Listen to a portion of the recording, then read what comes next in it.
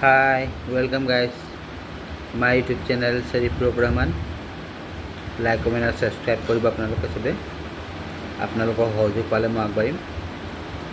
তো গাইজ মই আজি আকৌ এবিধ ফল আনিছোঁ। জানে মই যিবোৰ বস্তু বিলুপ্ত হৈ যায়, নাইকিয়া হৈ যায় বা পাবলগীয়া নহয়, তেনেকুৱা ফল মূল গছ পুলি তেনেকুৱাবোৰ আনো। আৰু এইবোৰ মই কৈ থাকোঁ যাতে মানুহে গছ গছনি নেকাটক, গছ গছনি ৰুৱক, আৰু পুৰণি গছ গছনি থাকিলে মানে থাকিব দিয়ক। গছটো নকটাটোহে মই ক'ম। কাৰণ আগতে আমি যিবোৰ ফল মূল পাইছিলোঁ, আজিকালি সেইবোৰ ফল মূল গাছ পাবলৈ নাইকিয়া হৈছে। কেলৈ পাবলৈ নাইকিয়া হৈছে গাছ? সেইবোৰ ফল মূল গছ কাটি দিছে বিকি দিছে। সেইটো কাৰণে আমি সেইকাৰণে ফল মূলবোৰ নাপাওঁ।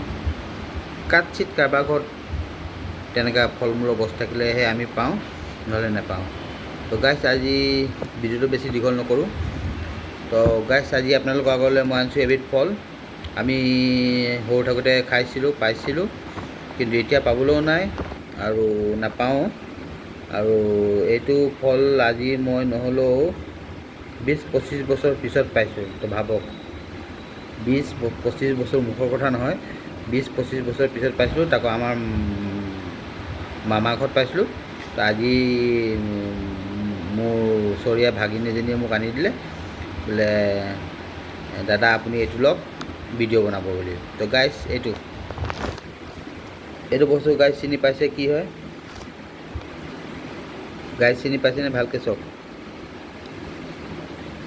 এইটো বস্তু হয় গাইছ খেজুৰ বুলি কয়।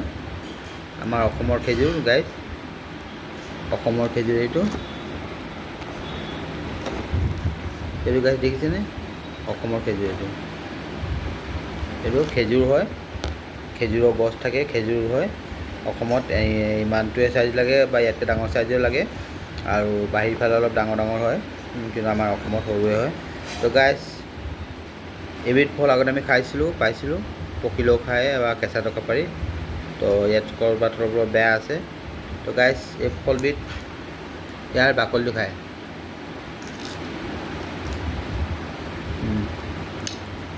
দেখিছে গাইছ, এই বাকলি খায় আৰু ইয়াৰ গুটিটো চোবাই খায়।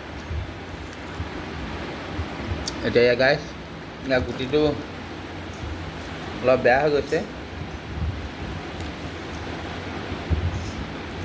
বেয়া হৈছে নে কি নাজানো, ভিতৰত কোলা হৈ গৈছে।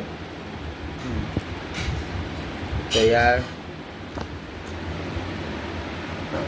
এনেকৈ এৰাই পিনে বাকলিটো খায়, দেখিছে?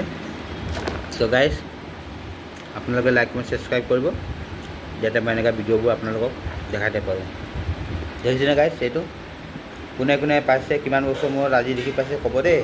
অ'কে গাইছ, বাই।